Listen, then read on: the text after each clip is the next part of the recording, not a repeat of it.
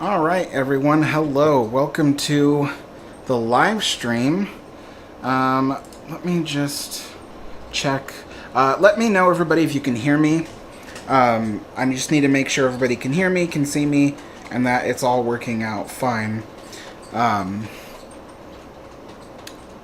see here. So first, hello, Mike. Hello, Steve. Hello, Squidgy Top. Hello, Tyler.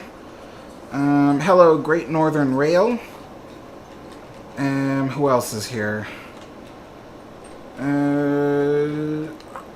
Don't see anybody else on the list for now. Seaside of Bulgaria was here. But yeah, anyway, hello everyone.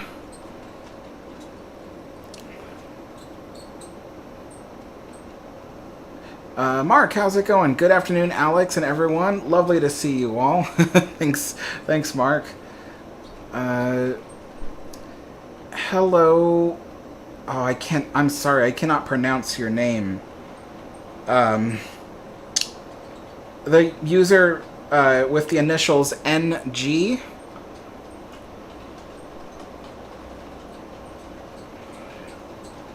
Ozzy says, how is your weather today? It's interesting you bring that up. We're kind of going through kind of somewhat of a heat wave. And so it's really warm outside, but I get the feeling that it's even warmer sometimes in the apartment. So one of the reasons why I'm actually not doing tea today at all, even though this is the Tea Time live stream, is because the room I usually do afternoon tea in is really, really hot. And it'll get even hotter if I have to go in there and turn on the computer, because the computer will pump out hot air. So I'll just sit there baking the entire time, and I just didn't want to do that. And besides, I've already done some repairs to the model railroad, and I've got it running, and so I thought, well, why not just go into the office and where the air conditioner is. I'm sitting right next to the air conditioner. And then just do the live stream from here. So that's kind of what I'm doing. So it is pretty hot outside, and it's only cool in the apartment where the air conditioners are. So every other room, no matter if we have fans blowing air into it, they don't cool down the same way as the rooms with the air conditioners have. So, but anyway, yeah. So I've got a few little things to update you about the railroad, and then what we're gonna do is I'm gonna unbox a train car that I received, and then I'm also gonna unbox the buildings that go on the train layout, because they have been completely boxed up since I moved into this apartment, and I haven't opened them up yet. So alright, so let's see. Bruce says, good audio. Thanks, Bruce. Squidgy Top says, I like the train in the background. Thank you. Mauritania says, hi. Hello, Mauritania. Hello, Moonzer. Clarence is here. Hey, Clarence, how's it going? Yeah, I remember you, too. Tyler says, is that your room? And I listened to your audiobook for the second time. Thank you for listening to the audiobook. No, this isn't my room. This is the office. So the one I usually do tea times in, that's my bedroom. But this is the office where I have the train layout and a second computer that my dad uses for his YouTube channel. So I'm kind of just commandeering the second computer and live streaming from this one. So, but yeah, this is the office. It's not fully decorated yet. There's nothing on the walls or anything. The train layout, like I said, hasn't even been completely unboxed and everything. But I'll update you guys on the train layout in just a minute after I kind of get caught up with some questions here. Mauritania says no tea. No tea, Mauritania. It's too hot for tea. So, you see, the thing is, I schedule these things ahead of time, but I can't predict how hot the apartment will be. you know, on the day that it happens. I can check the weather, and the weather will say, like, oh, mild temperatures. But then day of, it could be really, really hot, you know? So it's just not that predictable. Ozzy says, over 100 here in Fort Mojave, but dry, no humidity. I think we have some humidity here, probably like 40%. I'm just ballparking because I don't even really know. Usually it's 40% humidity on hot days like this. Let's see here. Hello, historic ships.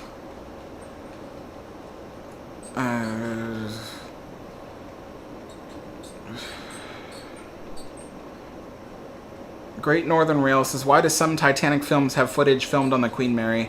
Because a lot of like films that feature Titanic are really, really, really low budget, and they don't have the money sometimes to do, you know, like a lot of CGI. Like they might have only a small budget for CGI, and a small budget for movie sets and things like that. So to save money, they go to the Queen Mary and do their filming there. And that saves them a lot of money, believe it or not, without having to use CGI and without having to completely build set pieces from scratch. So that's usually why they do it.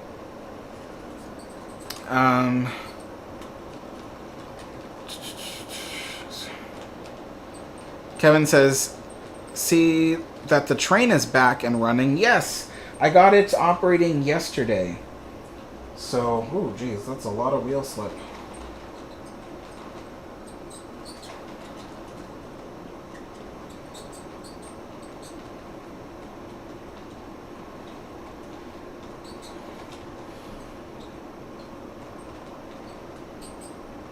Jeez. I may have to do something about that. Alright, so... Geez, wow, the comments are really going.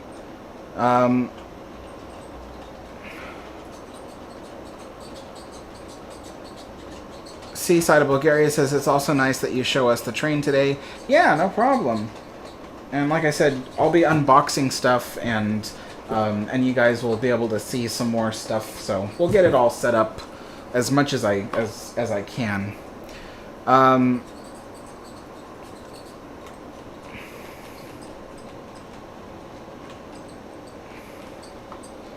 Ozzy says Alex can have Long Island ice. I think you mean Long Island iced tea.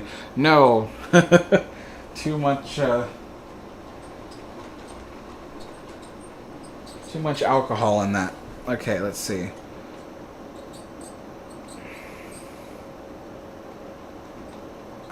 Jersey Kevin, I can't answer to ships like Titanic. I can answer to ships like the Queen Mary.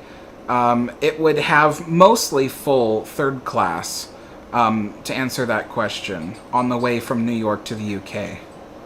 I wouldn't say always full, but mostly full for most of the year.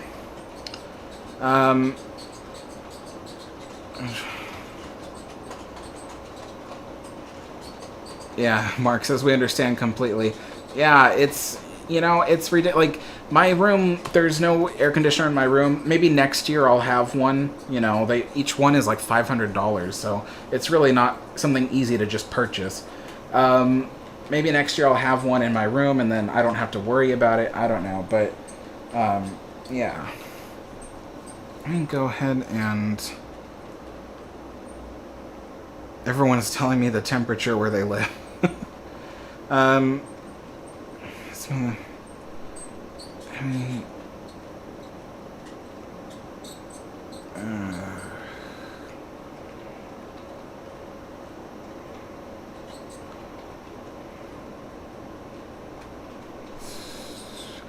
hey, Steve, thanks so much.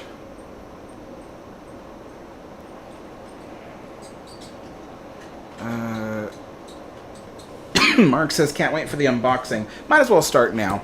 So, I purchased a unopened, unused caboose for the train layout. And, I wanted to get it unboxed. I don't usually save the plastic on the outside, and this plastic is really brittle anyway, so even trying to open it, it's just going to break apart. So, but the box I will save, because who knows, maybe in like a year or something, I may want to sell this model.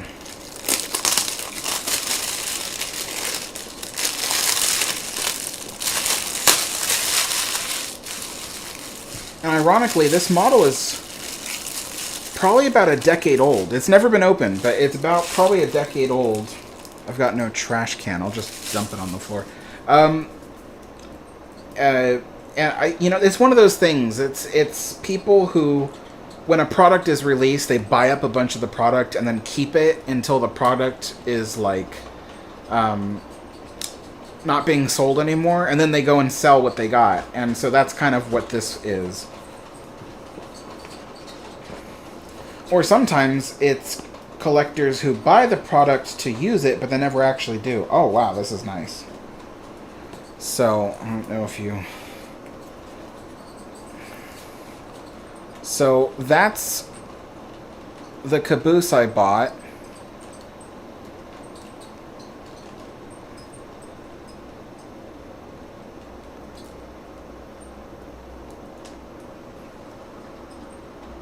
The train's slowing down because it's losing traction.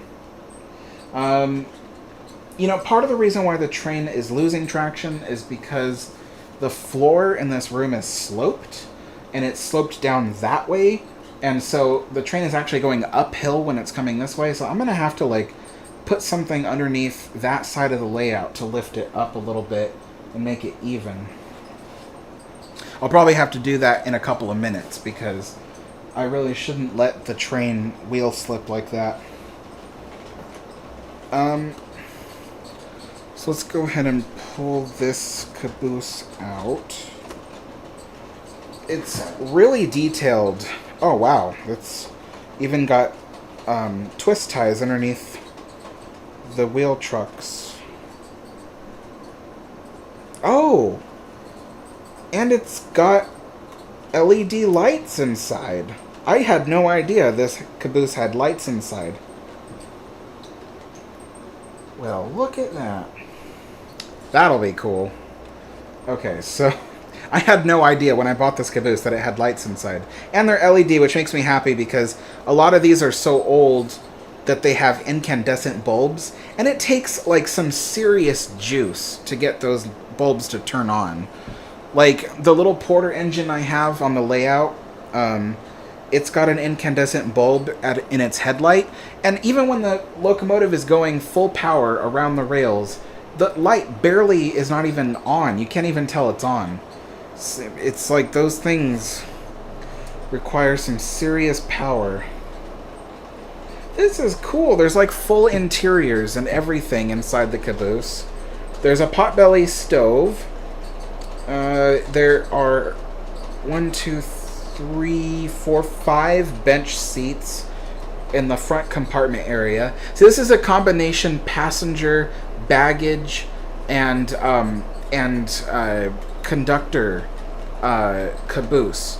So the idea is like it's for freight trains that run short lines, and maybe you might only have a few passengers that need to go somewhere where the train is going.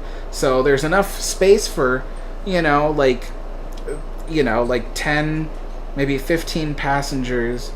And then you have space for some baggage that they might be carrying, some cargo that they might be carrying with them. And then there's a little office at the end with the cupola for the conductors to ride in the caboose and kind of make sure that they can still do what they need to do in the caboose. So that's pretty cool. The door is open. So let's open this one here so you guys can see.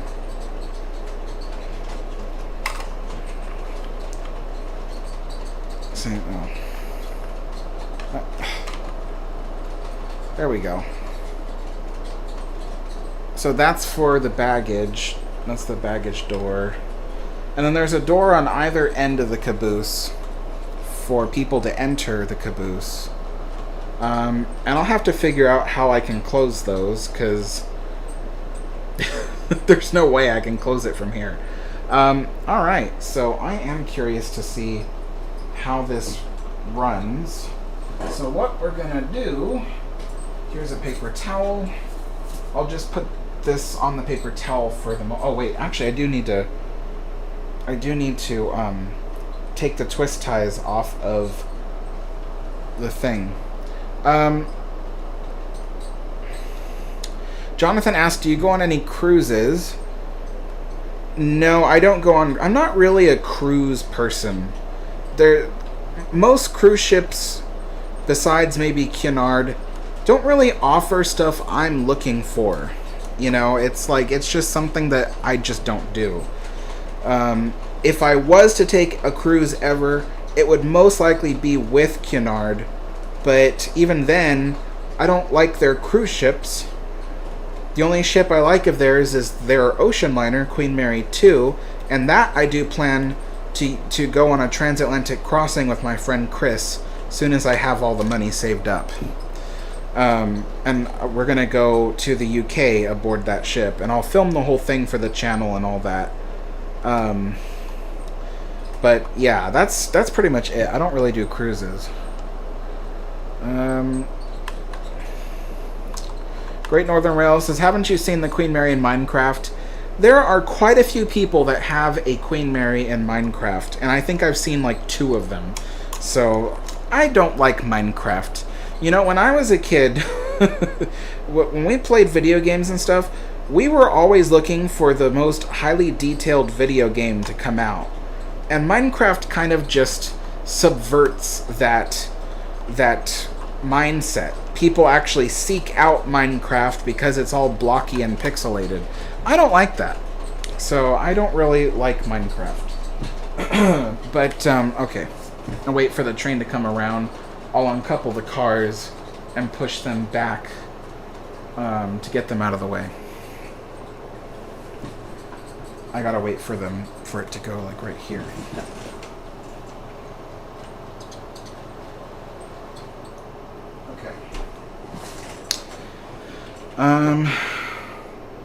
Steve says, squeaky is squeaking as usual. Yeah, you know, I don't know if you guys remember, way back in my old apartment, when this was right behind me during tea times, I was talking about a product I bought that is a special kind of electrical grease that it's designed for various uses, but one of its uses that model railroaders like to use is to put it on the tracks, believe it or not.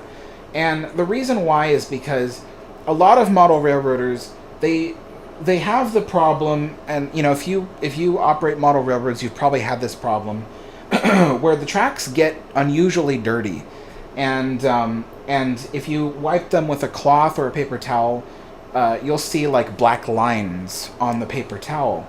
And growing up, I always thought that was just dirt, but it's really not. After doing some research, I found out that what it is because because the locomotives get their power from the rails. What happens is, as the locomotives roll down the track, picking up power, there's little microscopic electrical arcs that happen, and it happens constantly. As the trains go round and round and round, there's electrical arcs constantly, and each time there's a little electrical arc, it leaves behind a little bit of soot. So, and so what happens is, after running the trains for like a day, well, at least in my case, running them for a day, there's so much soot on the rails that it becomes completely blackened, and you have to clean it. And I used to have to clean the rails before I did every live stream. And in fact, if you use an abrasive, that makes it worse, because the abrasive creates little microscopic pits in the rails, which creates more surface area, which makes the arcing worse, and it gets dirtier faster. So I discovered a product. Let me go get it, because I don't remember the name. It doesn't have like a name.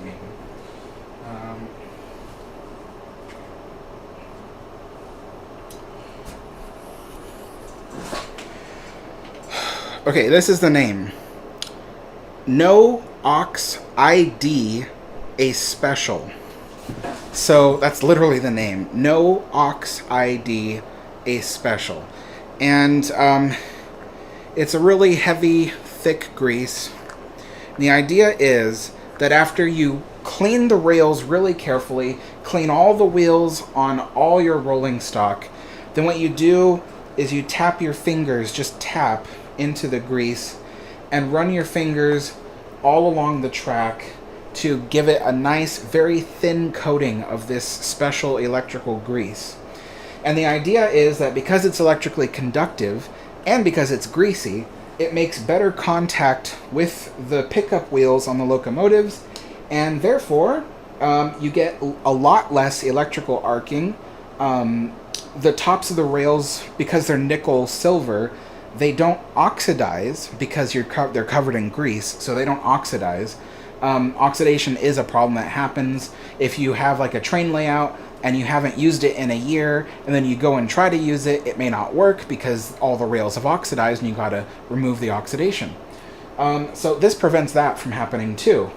And you may have noticed that as the passenger train was going around, none of the lights in the cars were blinking. It was staying perfectly on the entire time, which didn't happen before. If you remember seeing the old live streams, the cars would blink as they went down the rails. That's just because the connection with the track was just not as good as it is now. So this stuff has really helped with that, but there is one downside. It is grease, and because these locomotives are steel wheels on steel rails, it reduces the tractive effort of the locomotives, or the traction, I should say. And so therefore, there are times where I do get a little bit of wheel slip, like particularly in this area. Like I said, that part of that has to do with the fact that the floor is sloping that way, and I could try to raise that end of the layout to prevent that. But yeah, that's kind of why that happens. So I'm gonna put these passenger cars away, and to do that there's kind of a little trick to this. I don't have special tracks that uncouple the cars. I just do it all manually. So the way we do this is I'm gonna switch the switch over there for the other set of tracks. Then I've uncoupled the cars, but I've moved the couplers slightly out of the way, so that way I can actually push the whole train back without keeping it coupled. So we're gonna do that now to clear the rails so I can test out this caboose that I bought. Oh, Steve's leaving. Okay, see you later, Steve. Let's see here.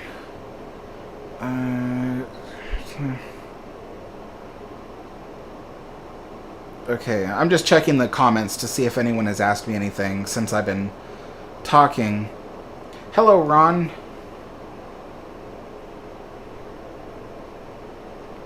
K4RNA. Thanks so much, and good to see you here.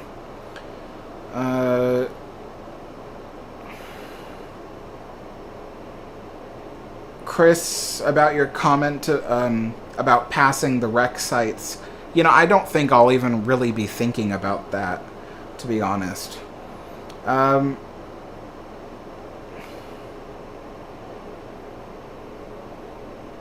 Why? Great Northern Rail says, why don't they get Queen Mary 2 to tilt? Why would they need it to tilt? Moonzer says, me and my family enjoy your videos. Thanks so much, Moonzer. And thank you for the donation. That's so nice. Okay.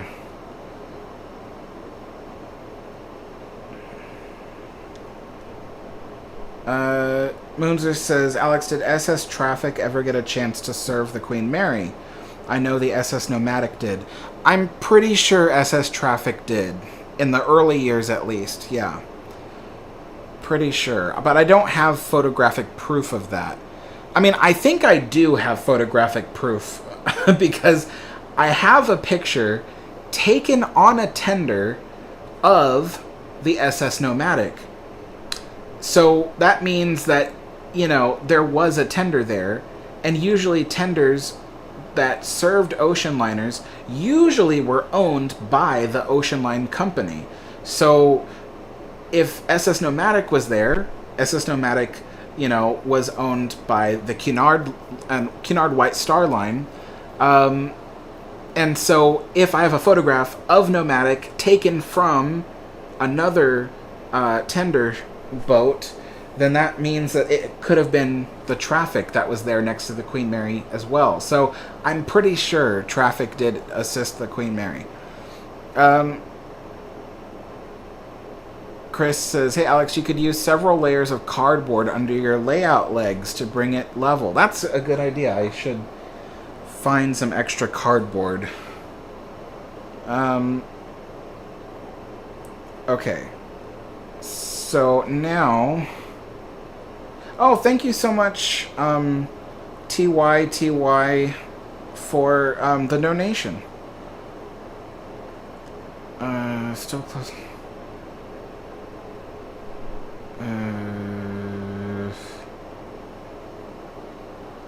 Chris, okay, what? Mauritania says, what model is your train? I don't know what you mean. You'll have to be more specific. Okay. Alright, now I'm going to back the train up and put it away. So, you guys might see the train... Where is it? Sorry, it's hard to... There we go. So you might see the train kind of backing up in this area here. But the mountain will kind of block your view from seeing most of it. But anyway, let's go ahead and back this up.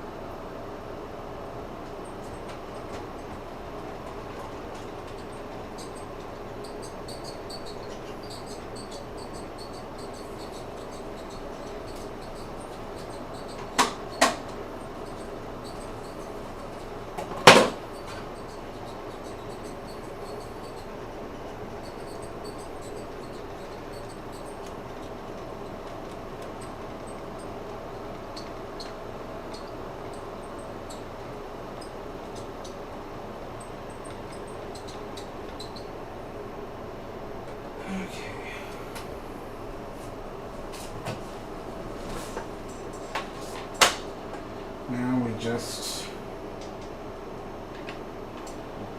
put this on the rails.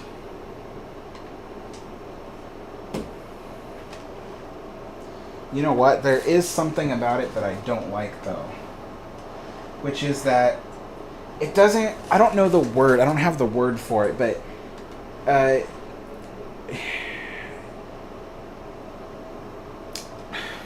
no, I can't think of it. It's where you push the car, and it should just, like, keep going, right? It should just, like, the wheels should be so loose that it just keeps rolling. But it doesn't have that. So, as soon as you let go, it stops soon after. I've got some cars here that are so free-rolling that it can't even sit here. If you just put it down, it'll start rolling that way because the slope of the floor will carry it. So that's the one thing I don't really like about this car, is that it does that. And I have a feeling the reason why it does that is because of the special mechanism that picks up power from the rails. So I'm pretty sure that's what it is. Alright, so let's go ahead. I'll just push this forward to couple it.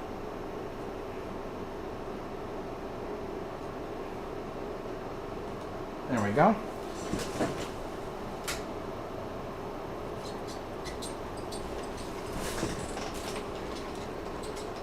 So the lights are on inside, I can see that, but they're not very bright at all. So it's almost like I can't even tell that they're on.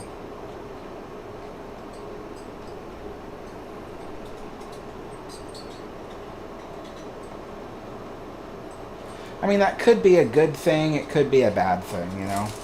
Like my passenger coaches, they have some really like big LEDs in them, so you know that they're on, you know, even when it's bright in the room, you can tell that the cab of each of the cars is illuminated.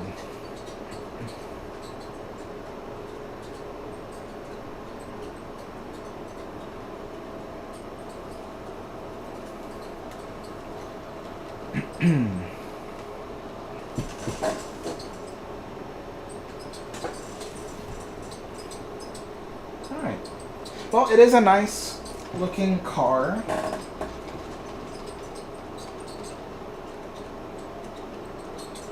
I like it, you know.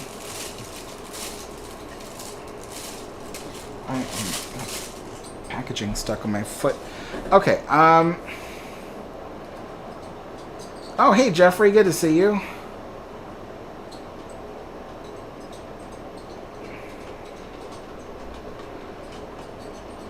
K4RNA says the train has been in a box, so the grease tends to set up, just like toys, just needs oil. Well, actually, I applied the grease yesterday, so you know, all the cars received deep cleaning yesterday. Me and my dad cleaned all the cars, cleaned all the wheels, and I cleaned the locomotives, and then I greased them all. So, but the reason why the locomotive is squeaking actually isn't because of the gears inside the locomotive that make it move. It's actually because of the trailing wheel set. The trailing wheel set is like it's an axle, right? So if you can imagine, the axle is like a rod like this, and then it sits inside of like a pocket, right? And the pocket's pretty deep. The thing is that the way it's designed is you can't take the axle out of the truck frame. You can't, without breaking the truck frame. You just can't do it. So the thing is I can never take the axles out to clean them, to oil them, whatever. So, and because it's also designed that way, there's a lot of friction where the axles rub against the truck frame, and that's what causes the squeaking. Now, I have a liquid grease that I use for that, but the thing is, the liquid grease only lasts 24 hours. I don't know why. It's not supposed to. It's supposed to last, like, forever. But it only lasts 24 hours. After 24 hours, it dries up somehow, and it goes back to squeaking. So sometimes it'll even dry up sooner than that. I've had it dry up on me in like 4 hours. So there's that problem.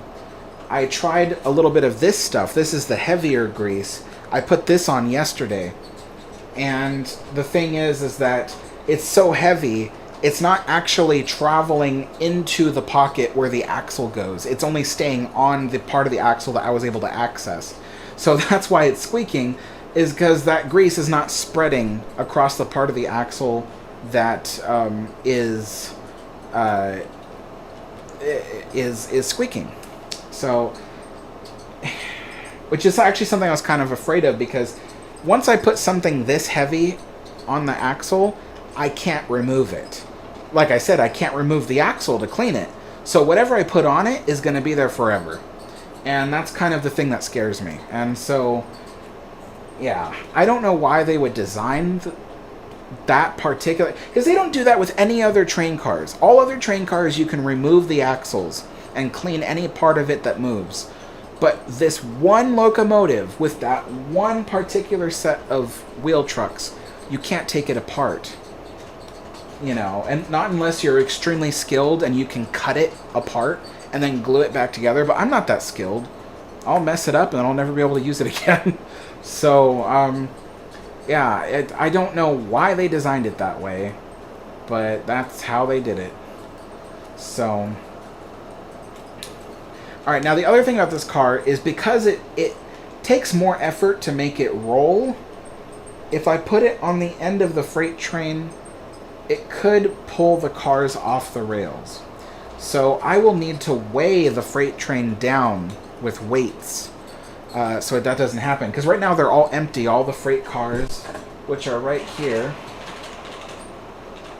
All the freight cars are empty, so there's no weight on them. It's all just plastic boxes with metal wheels. So each one of those will need to be weighed down. I have an idea for that, which is to kind of build little boxes that I can fill with small gravel that I have, and that can weigh it down. And then because I can keep the freight doors all shut, no one will be able to see it there, so they won't even know. But yeah.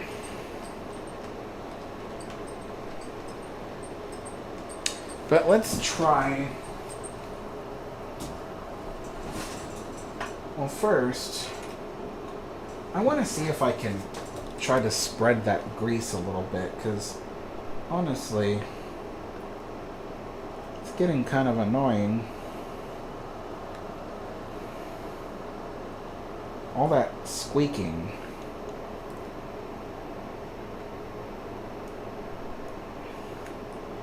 You see, the thing is, I can't access the part of the axle that goes into that thing.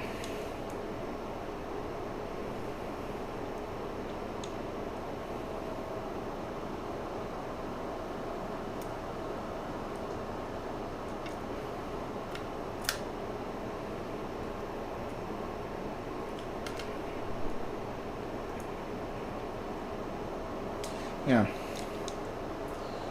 I don't know.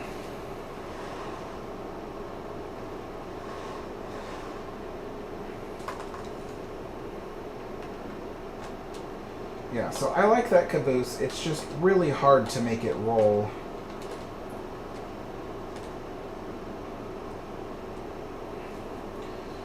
Alright, so what I'm going to do is I'm going to bring out the freight train.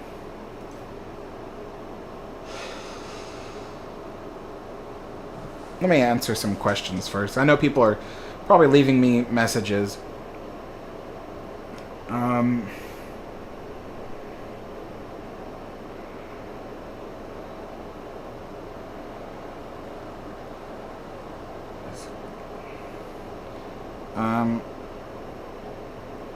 Great Northern says, what's the... Oh, well, first... No, I'm pretty sure. Oh, okay. So TY says, oh, donated $5 for your Queen Mary 2 trip. Thank you so much.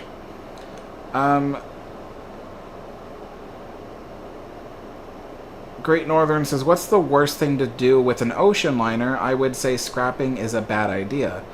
Scrapping isn't necessarily a bad idea. I think people think of it as bad because you're getting rid of the ocean liner, right? So, you know, when you're a fan of something like ocean liners, you feel like the best thing that could ever happen to an ocean liner is for each and every one of them to become a museum. The thing is, it's just not possible to do that. You know, first of all, it's not financially feasible. But second of all, financially feasible to make every single one a museum, because there were a lot of ocean liners, a lot of them. But the other thing, too, is that people just aren't that obsessed with ocean liners. And I think that's another thing that I've noticed in the ocean liner community is there's a lot of people who really believe that if ocean liners were still around today, people would use them. And that's just not true.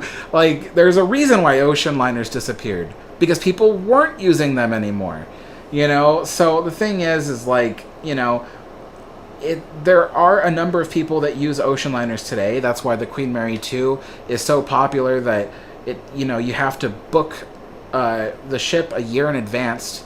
And honestly, if they had a second or a third ocean liner that was doing the same run, then I think that would be good. But the thing is that you can't turn every single ocean liner that ever was into a museum or something. They have to be scrapped. That's just the way of things. You got to get rid of things that you build. And you keep the very best of the ones that you possibly can, and you upkeep them and you take care of them as best you can. But, and it's also less likely for that kind of thing to happen in the United States. The United States, we barely preserve anything, in the first place, let alone something that floats. So, yeah. I can't even tell you how many Americans are obsessed with throwing out, like old buildings and ships and historic stuff. Like, it's crazy. America is obsessed with getting rid of anything that's old. And there actually is a psychology behind it. I did do some research on it. There's a psychology when it comes to Americans and what they perceive as old versus historic. And it's a very thin margin of what Americans consider to be historic. And even then, when they consider it historic, there's also, the matter of, do they care or not? And that's an even bigger deal. In other countries, there might be more people who care about maintaining something historic. But in the United States, you're less likely to find someone who actually cares about that. So that's kind of an interesting little topic of its own.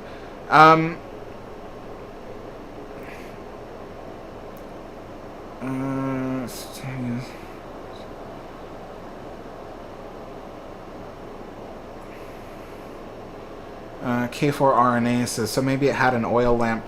Yeah, the caboose this one probably had an oil lamp.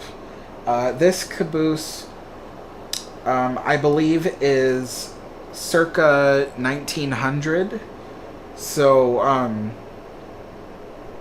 I was hoping to get one that was like 1890s, but you do what you can, But yeah.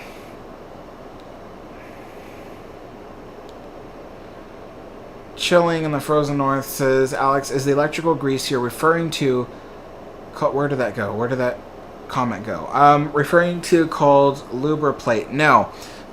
It is called No Ox ID A Special. So, yeah, like I said, it is a very unique product. It's not the only, electrical grease that exists, but it's unique in the sense of its properties and what it was designed for. So it was specifically designed for model railroads, and because the person who invented this particular product happened to be a model railroader, and he was getting upset with the things that were happening to the rails. So it's not just a grease that's electrically conductive. It's a grease that's specifically designed to prevent oxidation of metal parts. And you can use it for more than just model railroads. That's what the guy invented it for. But, yeah. It's called No Ox ID A Special. And you can get it on Amazon, actually. Alright.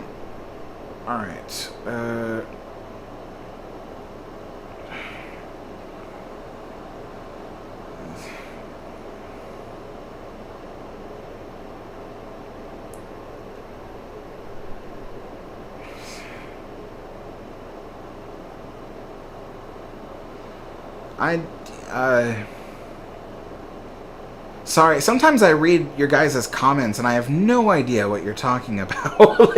I'm like, what does that mean? Is that a question? Is that a comment? Am I supposed to respond to it? I don't...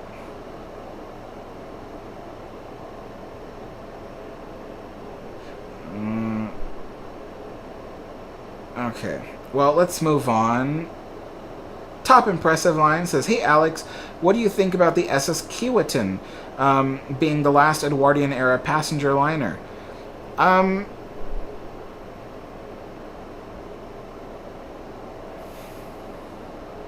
Is it really, though? Because there's another one, another Great Lakes ship.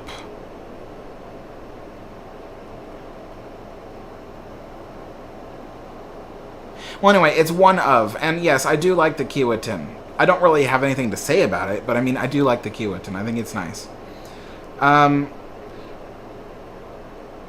Alec is in the house. Says, Alex, have you ever been to Club 33? If so, how do I get in?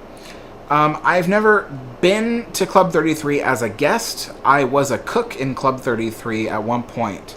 But I've never actually sat down in Club 33 and eaten the food. But I did cook it for people. How do you get in? You put your name on the waiting list. So, on the waiting list, last I heard, which was years ago, is that the waiting list is something like 10 years long or something like that. So, and very, very expensive. But, I mean, good luck.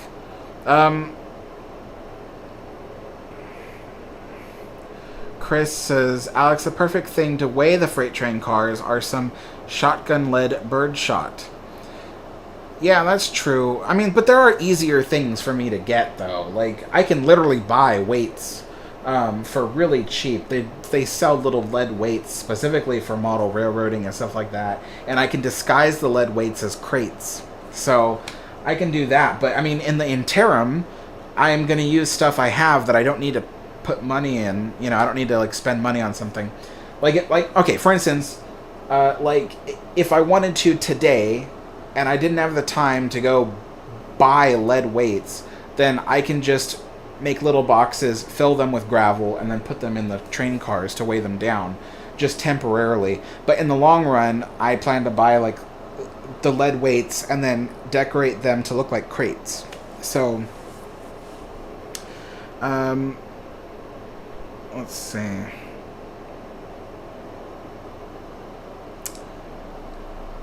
It's pronounced Thai, just FYI. Okay.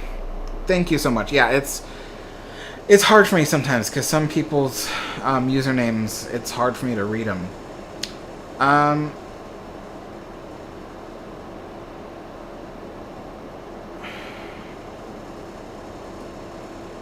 Seaside of Bulgaria says, now speaking of the RMS Queen Mary 2 and how much in advance you should buy the tickets for her, have you actually bought any tickets yet because you wanted to go to the UK and France next year?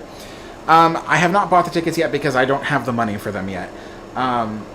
Usually during summertime, my income gets really compressed. So I actually don't have any ability to save money through this summer. So I'm going to have to wait till fall and winter to continue saving up money.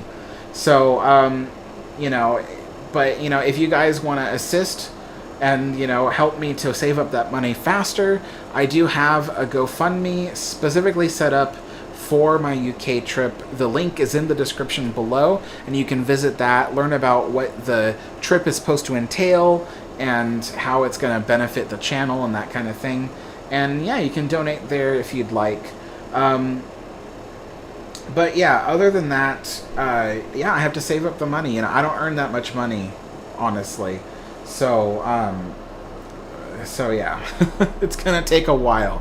I was really hoping that I would have the money for it this year so I can book it a year in advance, but I may not have the money even probably until December or January, if that. But another way you guys can help is to watch my videos. I put out a video on Friday called Queen Mary War Hero, and it's only gotten a fraction of the amount of views that even my regular videos usually get. Like, my Queen Elizabeth video went through the roof with views.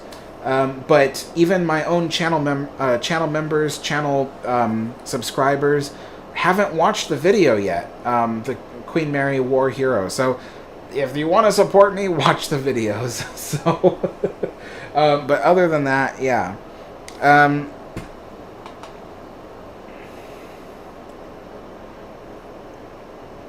Let's see. Top Impressive Line says, Alex, the Kiwatin is pronounced Kiwatin. Yeah, sorry, it's just my accent. So... But, let's see. Ty says, found you through historic travels. Awesome. Well, welcome to the channel. Hey, Tyler. Good to see you. Let's see.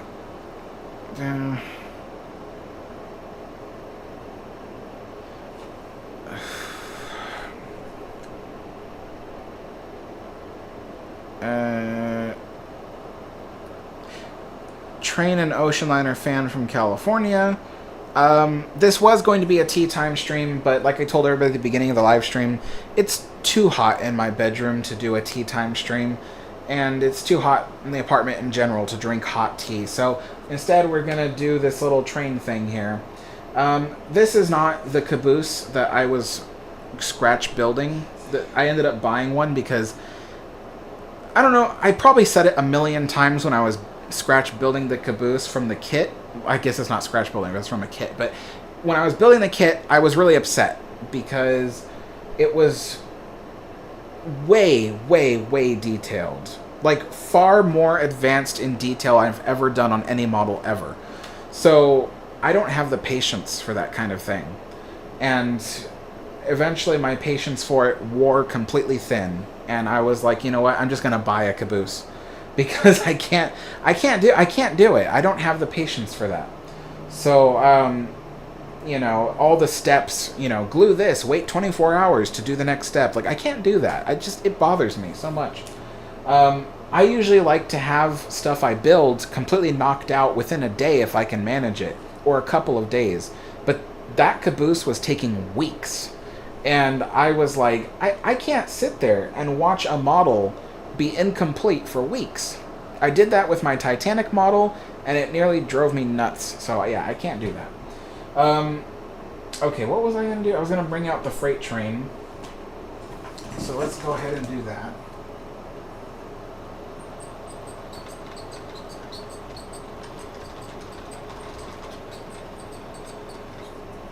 Okay. I have to move the freight train somewhat in place, or else I can't.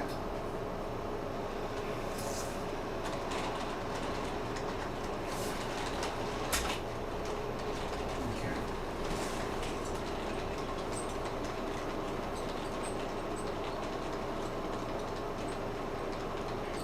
So the freight train already has a smaller caboose on the end of it, and I want to move that caboose to the end of the log train.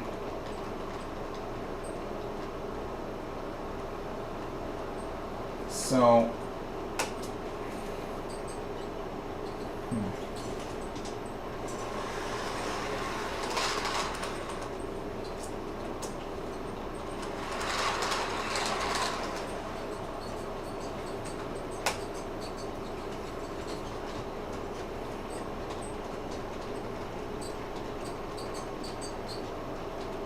I'm trying to think how I'm going to do this. There's not, with all the camera equipment set up and everything, I don't have room to actually move the layout around to access the switches. So I think I'm just going to do the shortcut, which is just to like pluck the caboose off the end of the train and replace it with this one. So,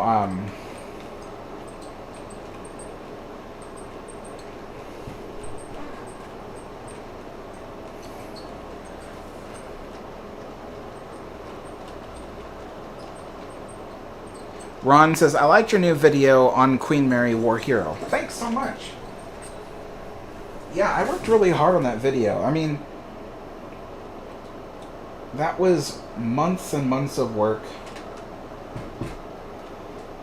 But it was worth it, I think, because it was fun and, you know.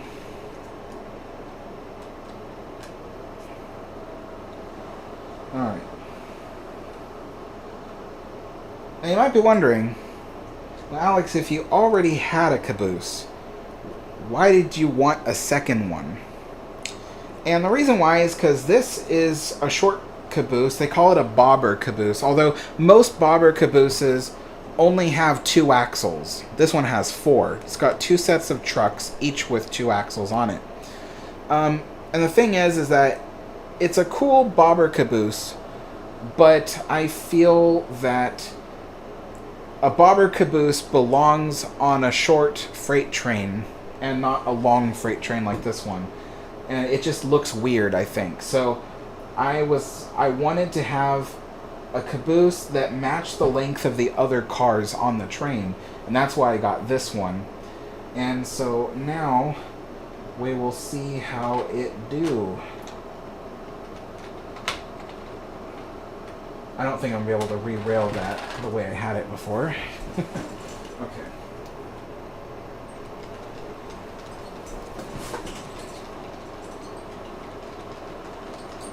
Wow.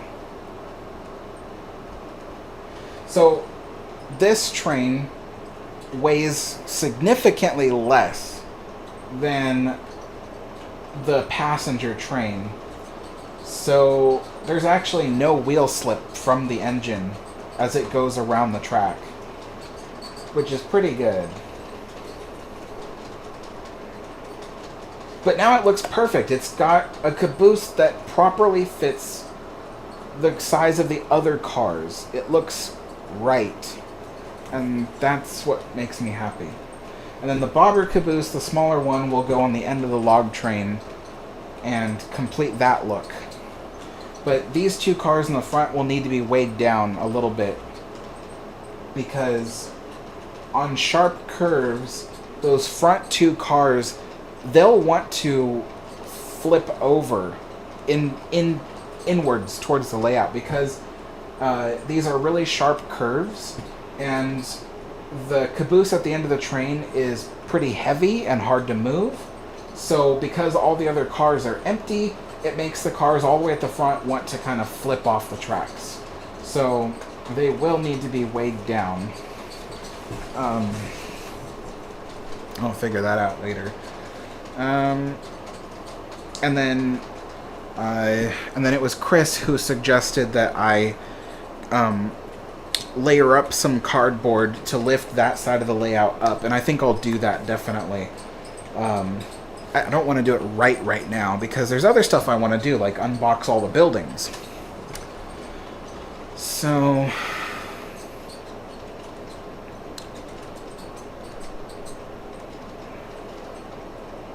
Great Northern Rail says Alex shall QE2 sail again. I don't think it will. I think it's permanently retired now. I mean, it's still got a lot of its machinery, not all of it, but it's still got a lot of its machinery. But I mean, nevertheless, I don't think it's going to happen. I think it's permanently retired.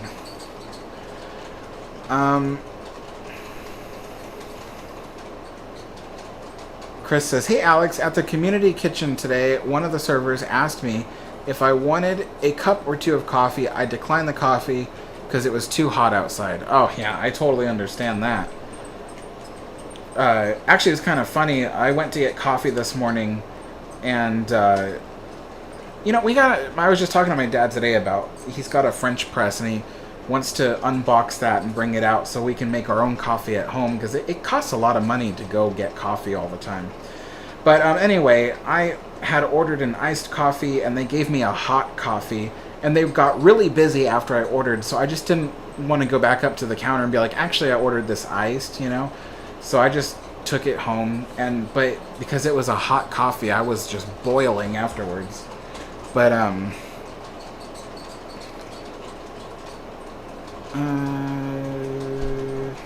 K4 Arne says, "I'm trying to up my subscription level to help you on the Queen Mary 2 voyage. It won't let me." What? Hold on. Oh, that's weird. It should let me see your...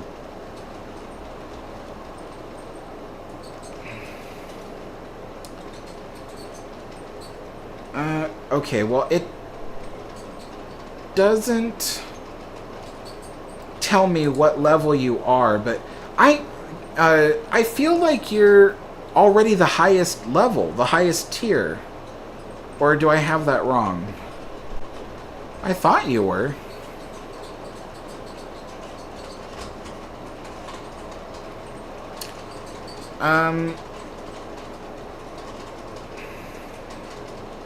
Seaside of Bulgaria says, "You're getting close to 50,000 subscribers.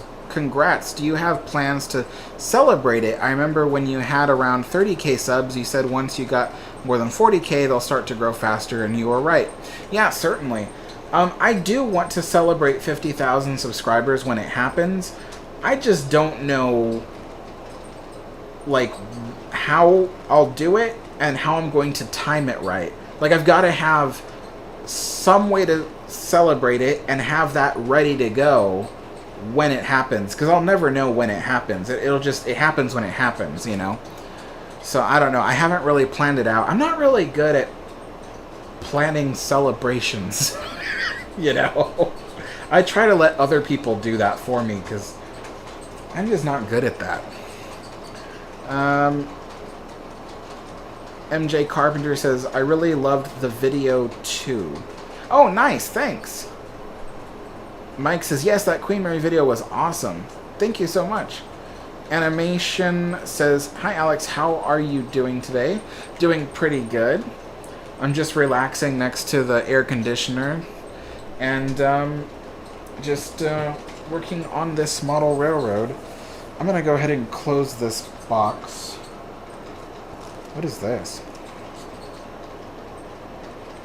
Oh! I was just talking about how I don't know how I'm going to close the caboose doors. It comes with a stainless steel wire that you use to close the doors. That's pretty funny. Okay, I'll have to keep that.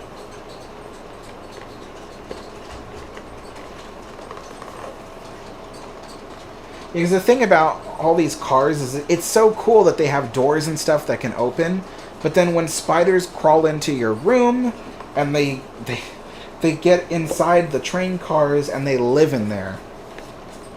When I got this Forney engine for the first time and I got it out of the box, it was not brand new, it was already used and it was in someone's garage, but there was a massive like wolf spider living in there.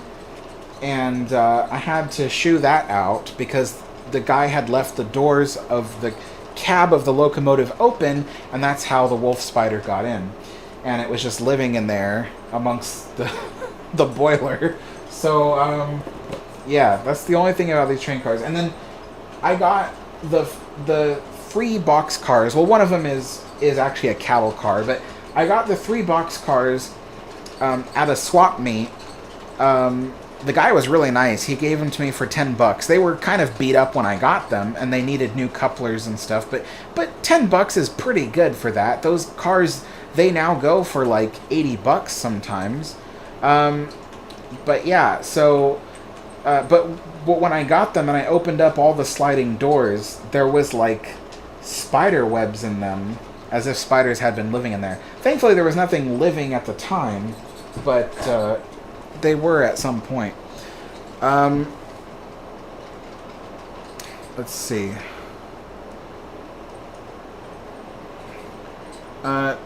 Train and Ocean Liner fan from California says, hey Alex, maybe you can use the kit as a wrecked caboose around the bridge. I don't want to do that because it was a really expensive kit and I don't want to like make it look like a wreck. That's what you do to a kit that that was either maybe really cheap or maybe it's incomplete and you can't use it. The thing about this kit is it's fully complete. Like, it, you know, like, there's no reason to turn it into something that can't be used. So what I'm going to do with the kit is I'm going to work on it over, like, the next year, off and on. I'll bring it out, work on it, do more and more, you know, and then eventually complete it. And then maybe I'll sell it or something. Because it deserves to be used, you know, it really shouldn't go to waste. It was not a cheap kit at all. And it is highly detailed, like really, really detailed. I might even keep it, I don't know. But all I know is it'll probably take me a year to finish it because it just takes so much concentration and detail and, you know, I just can't. And I like this caboose a lot. It even lights up. And it's got fully fleshed out interiors, you know. And the other thing, too, is the caboose kit that I was working on, that caboose was roughly the same dimensions as this one, but it was narrower. So narrow, in fact, it did not match the width of the other cars on the freight train. And when I got this one, I knew that it would match it because it was made by the same company, and it was, you know, all their rolling stock matches the same dimensions, and so I like this caboose because it's the same width as the rest of the cars on the train. It won't look strange. But the other caboose, the kit one, it's the same scale, it's just that it's narrower, and so it just will look really weird on the train. But yeah. And the other thing, too, is it's already colored the same color as the rest of the train. That's another thing I like about it. It matches perfectly because that's how they painted it. Alright, let's unbox some of these buildings. See you later, Great Northern Rail.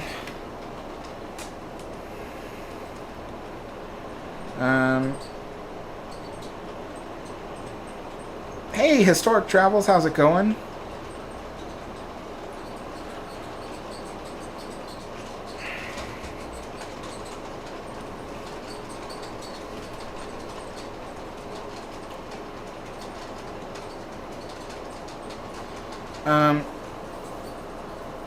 Train and Ocean Liner fan says, is your model railroad a tourist line? If so, ever looked at Bachmann's open air excursion car? I have looked at the open air excursion car, but I can only ever find it for ridiculous prices. And to me, it's just not worth it, you know, for those prices. But is this a tourist railroad? I've kind of gone back and forth.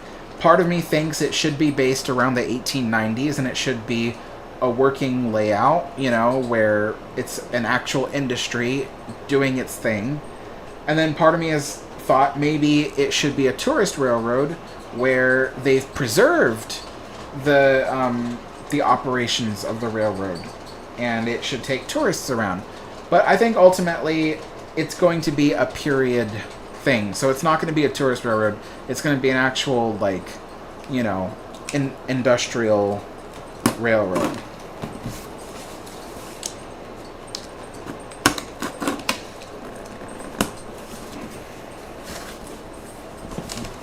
I'm also maxing out all of the space I have for keeping cars, because, you know, I've got 3 different trains so far. I've got a freight train, I've got a passenger train, and I've got a logging train, and I've only got 3 tracks for storing those different trains.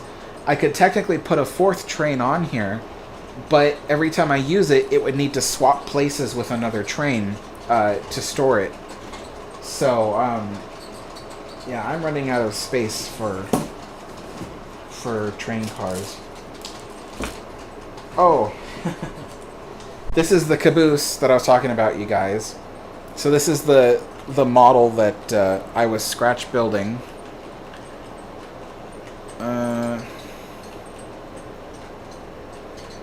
Chris says, haha, you should try building a skill level 3 or 4 tank models. I could see you losing your mind putting the tank's tracks together. This is almost like that, honestly. Oh, this window's coming off. I'm gonna have to put that somewhere. That's almost like what this is. It looks deceptively simple, right? But it's not. I think I counted so far, just on this wall alone, is something like, I think around 50 pieces. Yeah, 50 pieces is just on this wall alone. And there's more. There's more to put on. And I'm like, geez, this is way, way too detailed for me. I mean, I like the detail. It's nice to look at, but it's not nice for me to build. I don't like that part. And then it's the part about the detail too is it's completely authentic. Where, like, well, I mean, it's like 90% authentic, because there will be like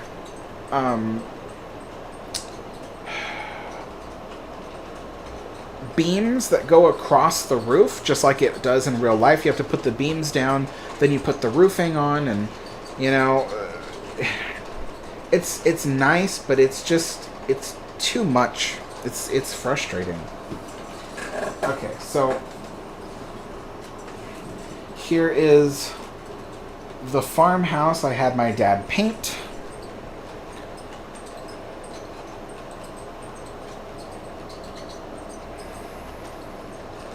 There we are.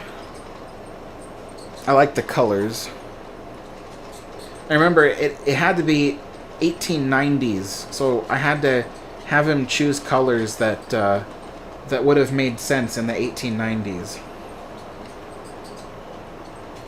So this farmhouse goes on the hill over here.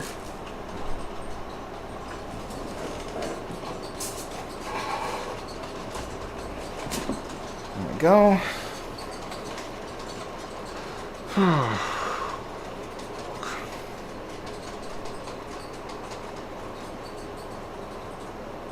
Ty, thanks again for another donation.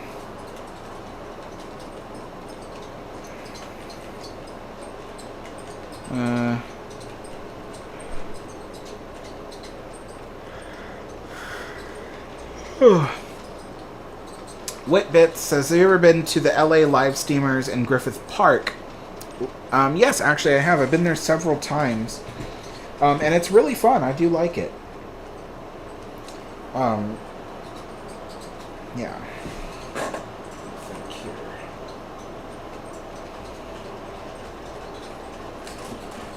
So this is a building I had my dad scratch build. So this was entirely, he, you know, designed it and then built it. And it has a roof. Oh, and the outhouse is inside of it. Okay, so I have to take the outhouse out. There's a few models inside of it already, and I'll eventually remove them. But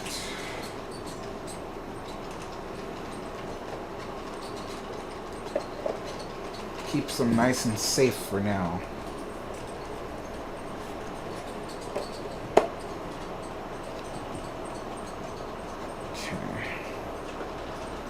Alright, and then this can go here.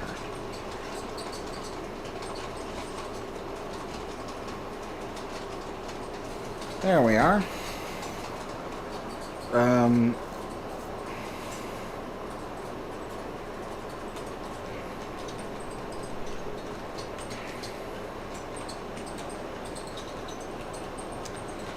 Yeah, that's a lot of parts for a model tank.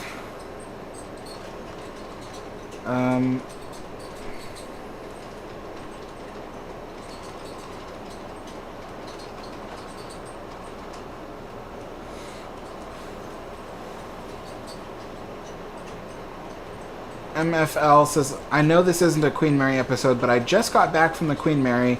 The new deck feels super smooth and looks great. Can't wait for the top deck to get refinished. Awesome. Terry says, hi Alex, do you watch other YouTubers who make content on ocean liners, and if so, who is your favorite? I don't tell people favorites, because you have to remember that in the YouTube community, we're actually a very small knit community. A lot of us know each other. If not personally, then at least just, you know, superficially. But nevertheless, yeah, it wouldn't be a good idea for me to label my favorites. I am happy to recommend channels to people. I do watch some of the ocean liner channels. I don't really have much time to watch videos of my own, because I actually spend most of my time, when I'm not doing these live streams, I spend most of my time working on my own videos. So I actually don't have the time to watch very many ocean liner channels. But I mean, I could recommend them when people ask me what channels that, you know, that might suit them. But yeah, I don't tell people my favorites. But yeah.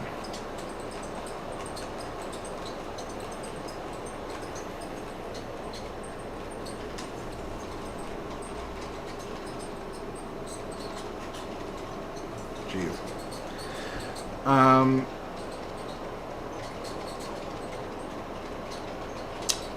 Chris says, "Hey Alex, there is a model that I wouldn't mind building.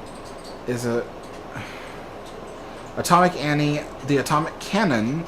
It's Atomic. I've never heard of that before. It's a 1/35th scale. Has 450 parts. Wow. I've never heard of the Atomic Cannon named Atomic Annie. Never heard of that. Okay. So what's next? This is the snow shed for the side of the rock work. So let's go ahead and put that where it should go.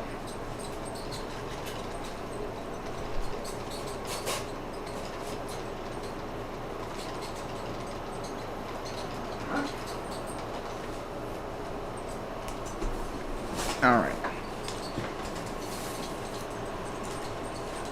This is the water tower. Is there any damage? Oh good, no damage.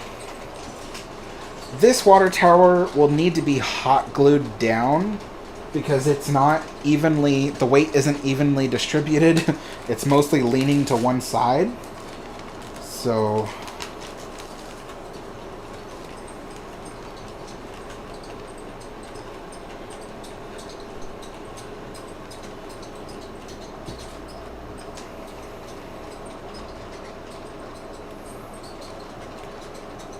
this is a close-up view of the water tower.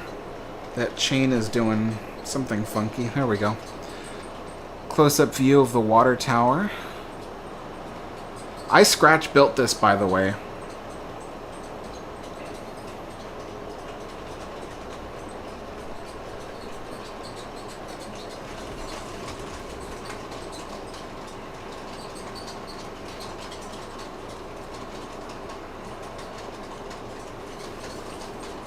That goes there.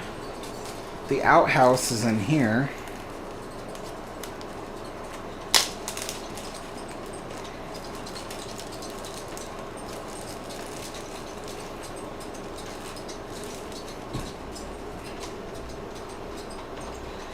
And the outhouse, this one in particular, I think should stay by the water tower for the engineers when they come in and stop the train at the station.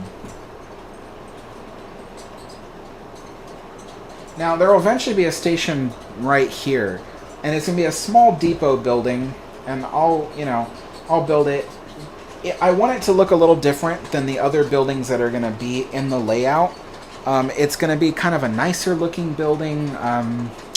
It's going to have some really cool roof shingles. I need to buy those.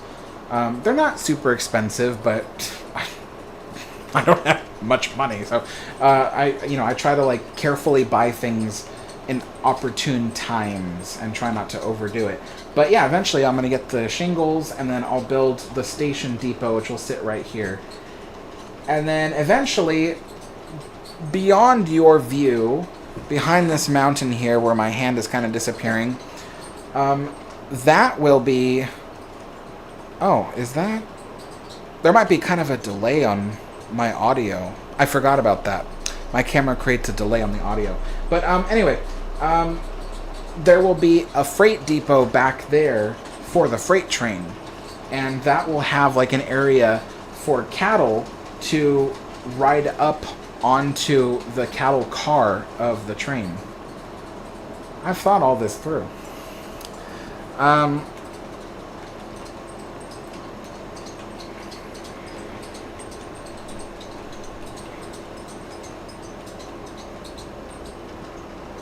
Seaside of Bulgaria says, would you rather sail on 1890s built ocean liners or on 1900s built ocean liners? I would sail on the Oceanic of 1899. I would sail on Olympic. I would sail on Mauritania, Lusitania as well if it didn't sink. So, I mean, but would I sail on, like, an older ship like the Campania or the Lucania. I mean, technically I shouldn't have a reason to worry, but I think, you know, I would still ultimately prefer an ocean liner built after the 1900s, or after the year 1900, you know, because they just are safer, you know. But, I mean, in hindsight, you know, there were some very successful ships, so I guess I don't have a reason to worry.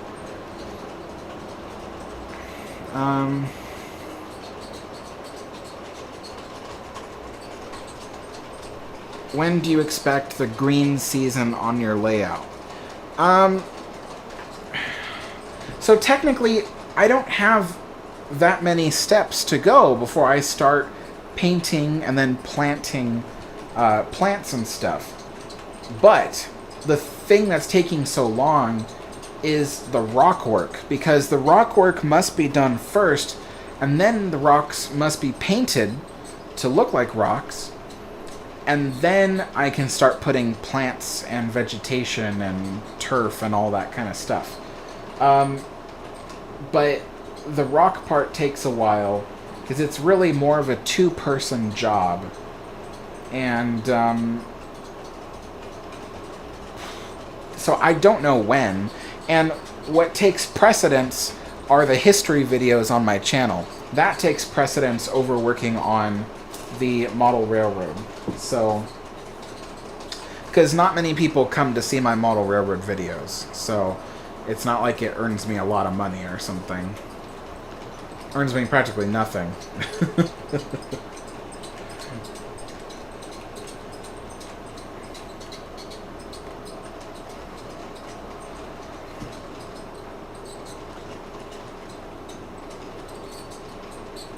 Well, that locomotive is struggling. Okay. So...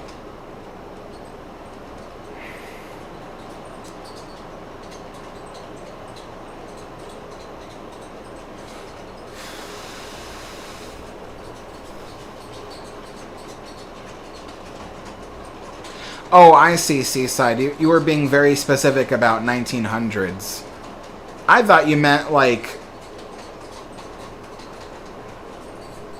I thought you meant just after 1900s.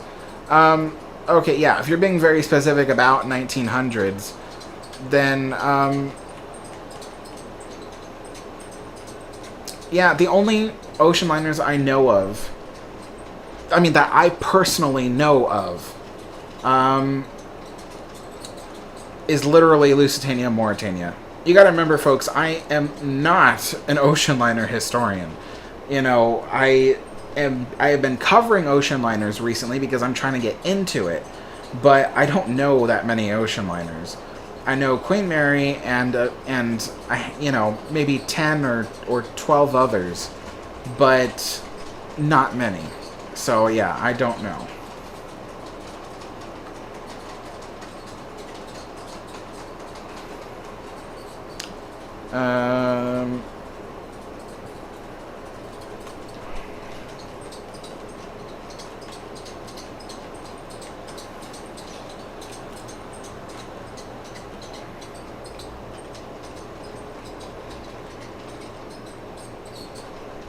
Oh yeah, Tyler's referring to the story.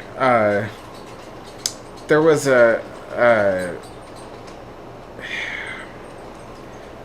a server aboard the Queen Mary, and he had a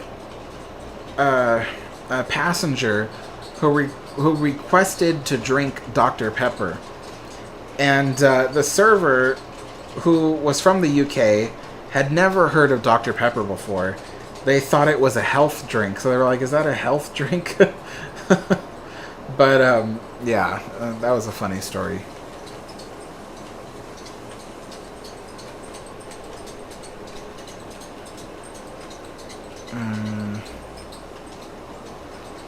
Doc Brown train would be awesome, Alex. Yeah.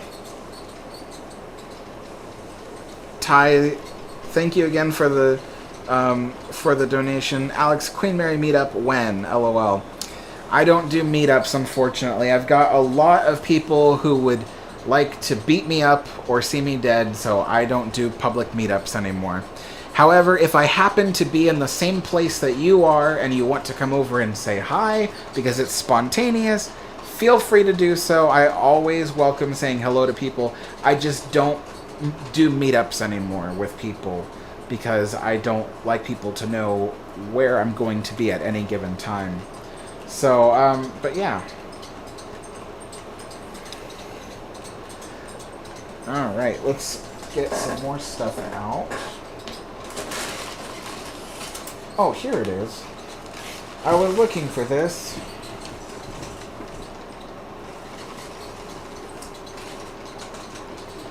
This is the building I am most proud of. This is the engine house that I designed and built from scratch for the layout. And the funny thing was, when I drew it out on paper, the concept of it was really simple. But when I went and actually started building it, it was not easy at all. So,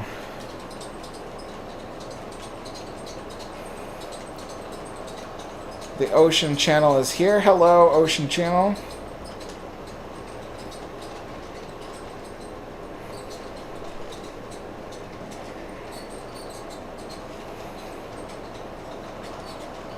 Malibu Company's here. Hello, Malibu Company. I'm doing good. How about you?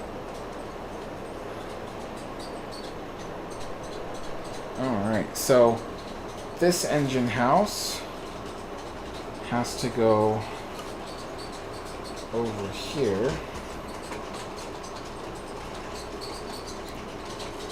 One of the things I'm proud of this thing is the roofing material. It's black construction paper that was sprayed with a gray primer unevenly on purpose to make it look like a tar paper roof, and then it was cut into strips and then glued down in a pattern the way it would have been done. And the strips are cut in scale pieces, 4 feet by 16 feet, which is rather large for these kinds of strips. But I also had to remember that, you know, it would have taken me forever if I had done, you know, 2 foot by 8 foot, you know, strips. That's scale feet, by the way, not real feet. But, yeah, I think it looks pretty good.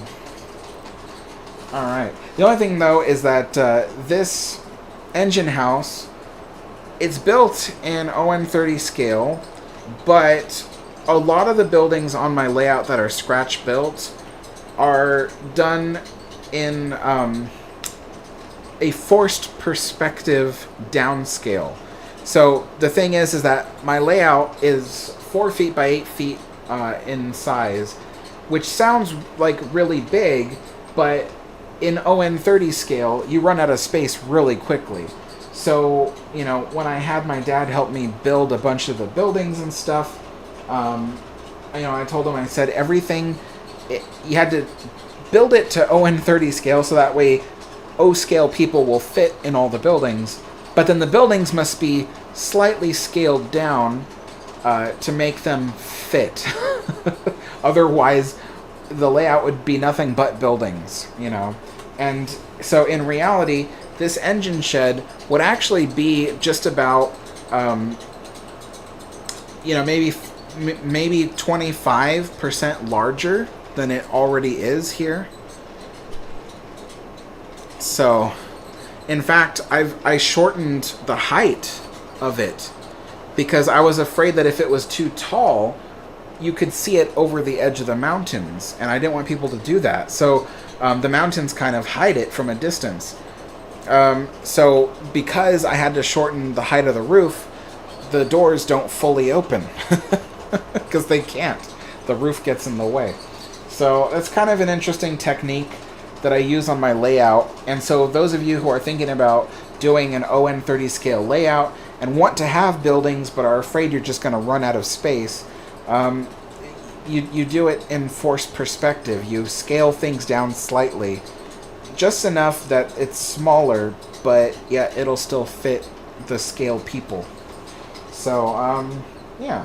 So once the train passes, I'll go ahead and put the engine shed where it's supposed to be. And then I'll move the webcam over so you guys can see. So.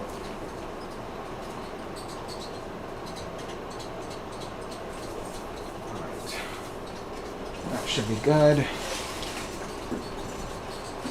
Speaking of forced perspective, this building is actually HO scale. HO stands for half O.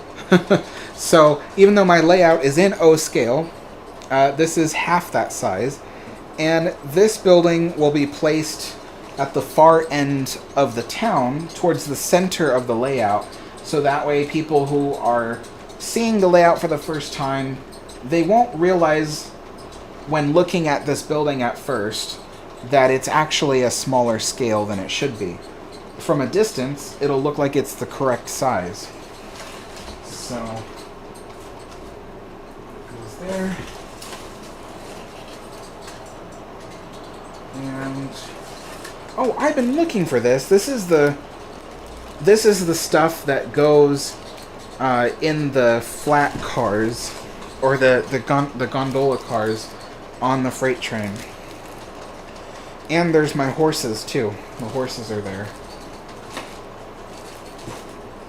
And these are resin logs that came with the log cars. So the log cars I bought, and they came with resin logs. I don't think the resin logs look very realistic. So I actually went out, my dad and I went on a walk, picked up a bunch of sticks with a lot of, rugged bark on them, and then I cut them down to make them look like logs. And that's what I use on the log train.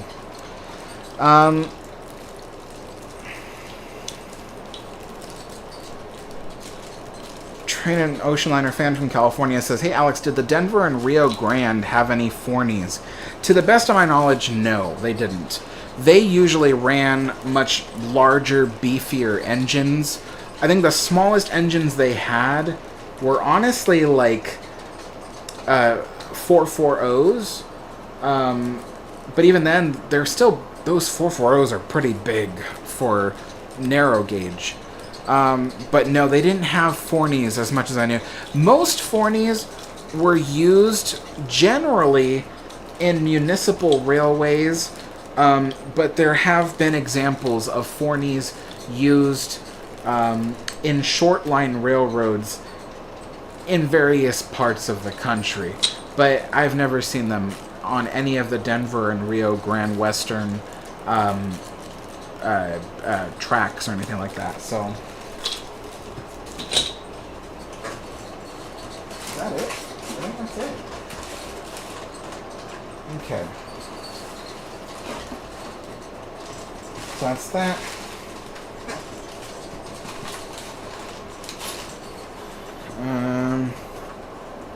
K4RNA says, yes, scale down like Walt did at Disneyland. Exactly. Exactly. If Disneyland's buildings were full scale, they would overtake the whole park. There'd be no extra space left over for people to walk around. So he had everything downscaled a little bit, enough that real people could walk through the buildings, but not so large that it overtook all the space. So, all right.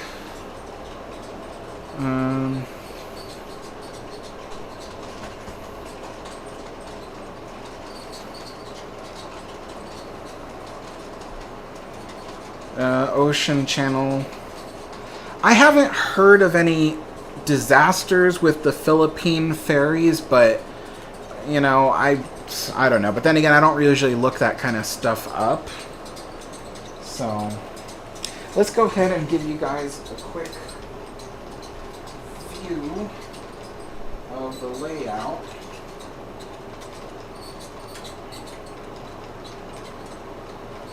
So there's the engine shed. Sorry. Some of the buildings, the water tower.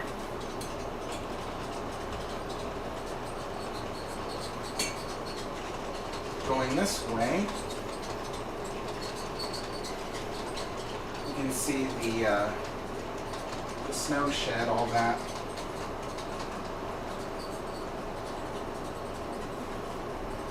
So it was trickier to maneuver that camera around than I thought it would be. So.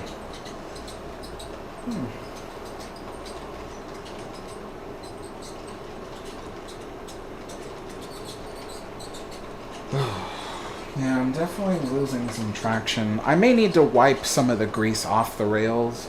That might help a lot. Mike says, looks good. Thanks so much. So yeah, everything has been unpacked now. And from this point on, it just has to be built and developed. But I'm going to get going, you guys, because I've been on this live stream for a while. So I just want to thank you guys all for joining me. And I will see you all next time. Bye-bye.